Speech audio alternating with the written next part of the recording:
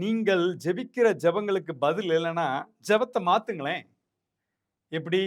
"ஆண்டவரே, என் பிள்ளைக்கு ஃபீஸ் கட்ட காசு இல்ல."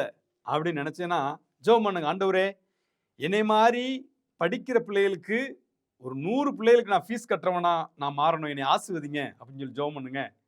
உங்களுக்கு போறதுக்கு ஒரு 2 வீலர் இல்ல, ஒரு ஒரு 4 வீலர் இல்ல அப்படின்னா, ரொம்ப கஷ்டமா இருக்கு. இது இருந்தா நல்லா இருக்கும் அப்படின்னு யோசிக்கிறீங்களா? இல்ல, இல்ல, இல்லன்னு புலம்புறத விட, ஆண்டவரே என்னைய மாரி தேவையில இருக்கிற நபர்களுக்கு 2 வீலர் ஒரு 100 நபர்களுக்கு 2 வீலர் வாங்கி தர என்னைய ஆசீர்வதிங்க.